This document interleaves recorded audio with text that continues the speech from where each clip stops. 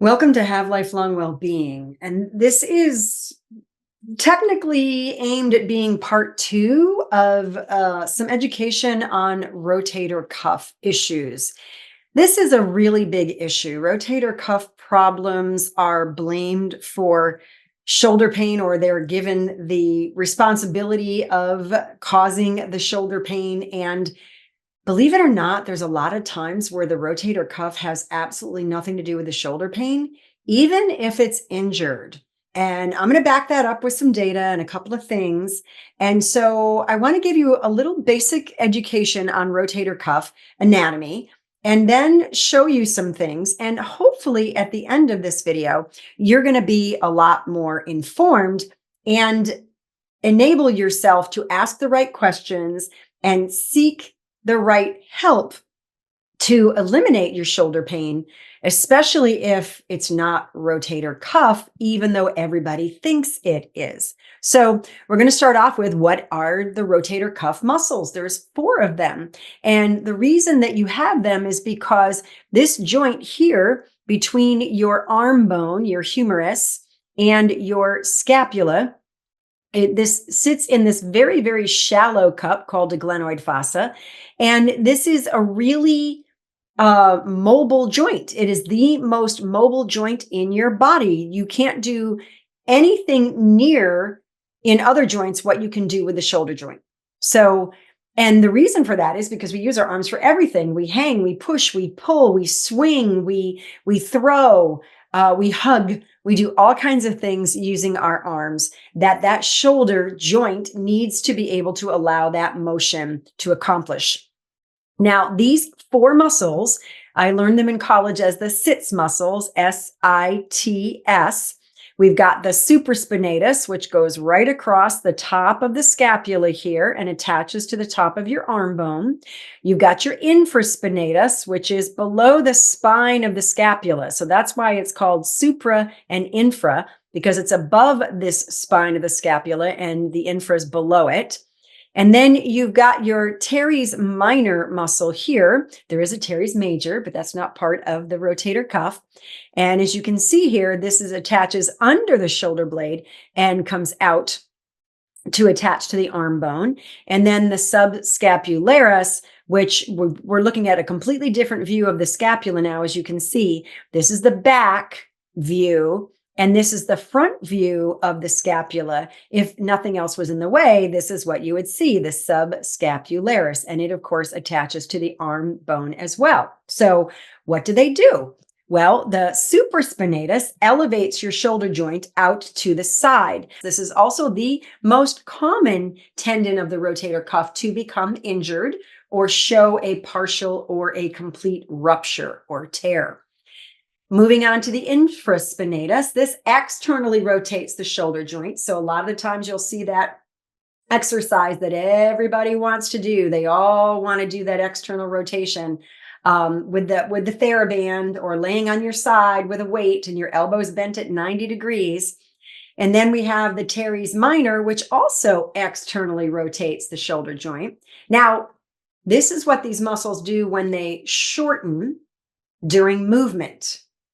This isn't necessarily what they do in real life, in the context of real life. And we'll get to that. And then your subscapularis, which sits on the underside of the scapula, when it shortens, it allows your humerus or your arm bone to move freely during elevation of the arm. So it's sort of like everybody, when they learn anatomy, only learns what happens when the muscles shorten and movement occurs because of that shortening. The issue with that is it's a partial understanding of what muscles do. Muscles perform differently depending on the context of the task that you're performing. A lot of times muscles are getting longer under tension and controlling a motion. So that means if you go to internally rotate your arm, these muscles here, the infraspinatus and the teres minor, are getting longer under tension kind of controlling that motion so you don't end up smacking yourself. They control it because you want to just do a certain motion. So they don't just externally rotate the arm, they can control internal rotation. And their job is to keep this humeral head, this arm bone here, from dislocating out of the glenoid fossa. Their job is not for heavy lifting, pushing, pulling, strenuous activities. That's not really their job. You have lots of other muscles that are designed to do that. Now, you've got your other shoulder muscles. You have what we can call extrinsic, and those are the superficial back muscles, which includes some deep, which makes it a little confusing when you study anatomy. And then you've got your intrinsic. So I'm going to show you some pictures of each, but the extrinsic or the superficial back muscles, they originate from your torso, from the middle of your body, and they attach to the shoulder bones. So they attach to your clavicle, which is your collarbone. They attach to your scapula, your shoulder blades. Some people call those their angel wings. And they attach to the humerus, the arm bone. You got your trapezius, your latissimus dorsi, and the deep is the levator scapula. And I'll show you that in a moment. Then you have your intrinsic muscles, or they're also called your scapulohumeral group because they go from your scapula to your arm bone and or your clavicle, and they attach to the arm bone. And there's 6 muscles, which is the deltoid, the teres major, and the 4 rotator cuff muscles. So those are part of the intrinsic. So you can see there's a lot of muscles involved that directly impact shoulder function. But what if I told you that pretty much the entire rest of your body indirectly impacts shoulder function? So, okay, so here's some pictures of the extrinsic. So you've got your trapezius here, and it's called a trapezius because it's like a trapezoid shape. You've got your upper trap, and a lot of people know, tender points here. A lot of people feel like their shoulders are being pulled up like earrings. That's the upper traps. And then you've got your middle traps, which are just as it sounds, right in the middle. And you've got your lower traps. And this has a great deal of function to the shoulder as well as to the trunk and to the neck. So it involves a lot of areas of the body. And then you've got your levator scapula, which this was the best picture I could find here that wasn't copyrighted. And so here is the levator scapula, and it's like it sounds, levator scapula. It kind of lifts the scapula up, right? So think about what happens when it shortens and the movement that occurs. That's what most people study and learn in anatomy. Again, as I said, it's really about lengthening under control. What's it doing in the context of the physical task you're performing? Same thing with the trapezius. We think about, okay, the upper traps, shrugs the shoulders up. Well, it also will lengthen when you go to side bend your head. If you go to pull your arm down, place your hand underneath the seat if you're sitting in a chair right now and kind of pull and lean away, that's going to get it longer. Now, obviously, that's not something you would normally do, but there's a lot of things that would cause that to get longer under tension during a specific task. The middle traps, just feel like you're going to pull your shoulders back and push your shoulder blades together in towards your spine. That would be when they shorten. And then the lower traps, if you think about laying on your stomach and putting your arms out in front of you, kind of like Superman when he was flying through the air, and lifting your arms up, that would work lower traps. But of course, lots of other muscles too, posterior deltoid and all kinds of things. So anatomy is not this simple, one muscle does this and nothing else is involved when you're performing a task, when you're physically moving. And then the last of the extrinsic muscles is the latissimus dorsi here. Now, they don't cut off here like this perfect line. They actually go up in front of the shoulder and attach to the front of your shoulder bone, your humerus. So what can happen here when this shortens is it can kind of depress the humeral head. It can sort of pull the shoulder out of alignment a little bit. And I've worked with a lot of people over the decades I've been doing this, 30 years now, where the low back, if there's something going on with the low back, the sacrum, maybe you had a little fender bender, your foot was on the brake, somebody rear-ended you, anything that went on like that, because of the impact, that can cause a little torque that happens in the sacrum. And then that lat dorsi sort of gets yanked on a little bit. It creates this abnormal like tug of war. And that can cause your shoulder to be slightly out of alignment, so that now whenever you go to use your arm, it's not aligned properly and the structures can get irritated, inflamed, annoyed, potentially injured. And you can train the shoulder till the cows come home, but until you fix that torsion and calm the lat dorsi down so that it's no longer abnormally pulling in this low level spasm that you don't even feel, then you're going to have trouble. And this is going to limit abduction, bringing that arm all the way up to the head. You may have some pain with that motion, and it may have nothing to do with your your supraspinatus. Initiating the movement, yes, but getting it all the way up here, that's nothing to do with that rotator cuff muscle, and everything to do with is that lat dorsi allowing you to lengthen without any abnormal strain or stress to the shoulder. So as you can hear and see, there's a lot that goes on. Now, the other muscles that impact shoulder function, I'm sorry, I forgot to mention the rhomboids. The rhomboids sit under the trapezius. So they're a deeper muscle. And if you were to flip this open like a door, you would see the rhomboids sitting right here. You've got minor and major. And they really do help to pull the shoulder blades together big time. That is kind of their major job when they shorten, but they do lengthen when you go to do things. When you go to hug somebody, those muscles are getting longer under tension. So there's a lot of ways muscles work. Now here we've got other muscles. I couldn't find one that highlighted both, but your upper arms and your pectorals will radically impact the function of your shoulders. So you got about 18 muscles, give or take, that directly impact the function of shoulders. And then the whole rest of the body, as I said, will indirectly impact the function of the shoulders. And I wanted to show you something because this is ideally supposed to be focusing on rotator cuff. So I wanted to show you this study that I came across quite a few years ago, and it was a fascinating study. And it talks about the prevalence of symptomatic and asymptomatic. So this means pain, no pain, rotator cuff tears in the general population. And this was a mass screening in a village. So they kind of mass screened pretty much everybody in this village, small village, but 664 subjects, so pretty good study. And the interesting part was, out of those 664 people, 22% of them had full thickness rotator cuff tears upon imaging, which means it was completely severed, completely torn. However, only about a third of them had symptoms.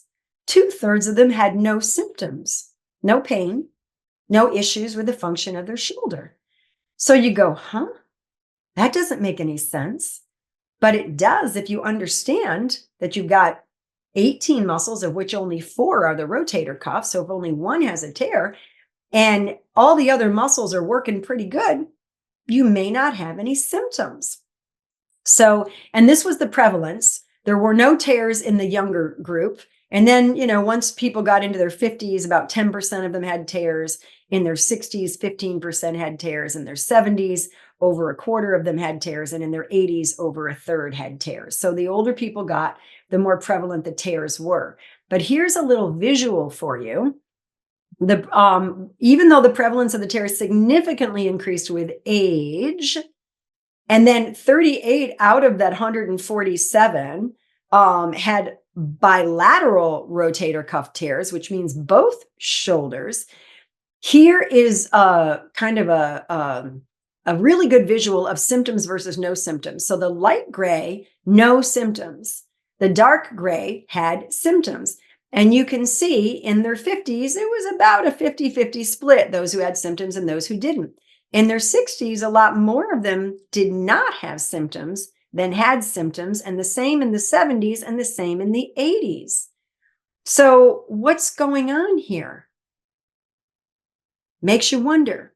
So, if you have been diagnosed with a rotator cuff tear, and you believe that's the reason, or you've been told to believe that's the reason you have pain, and this is the exercise that you've been given,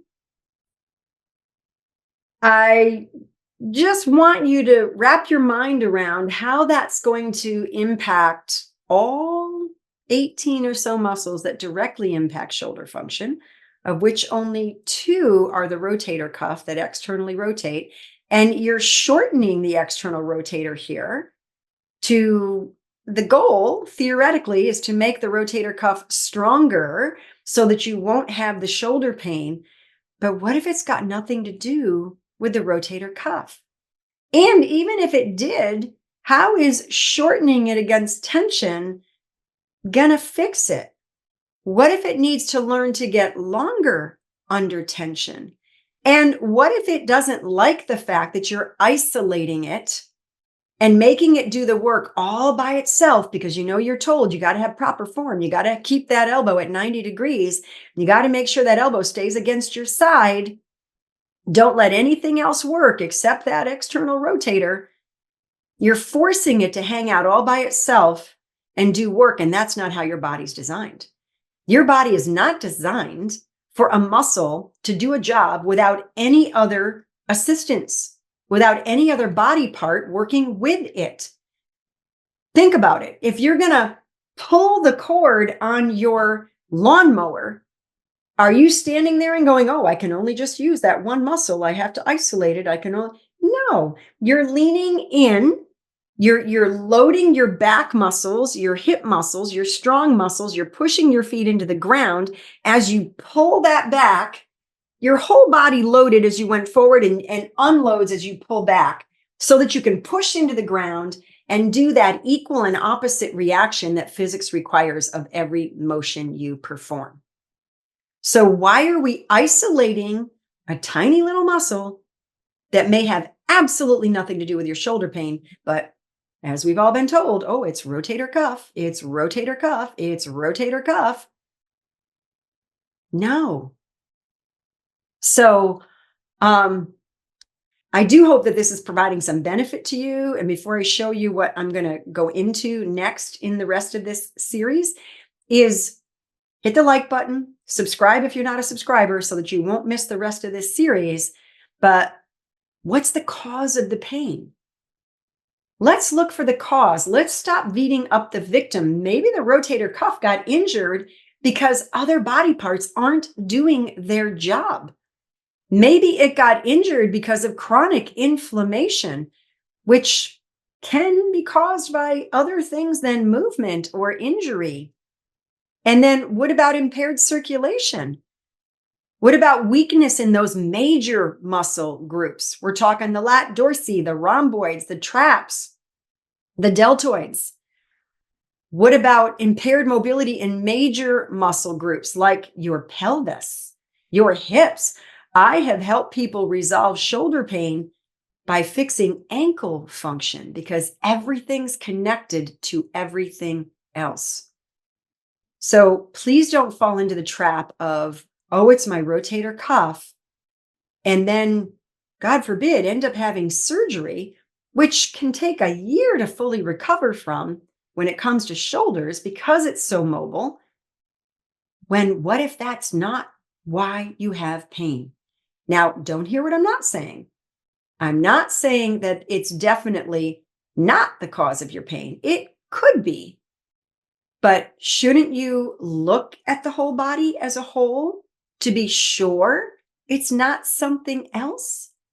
And you're not chasing your tail or going through things that take forever to recover from that may or may not help you get better? Just something to think about. All right. I hope you're going to enjoy the rest of this series, and I'll see you next time.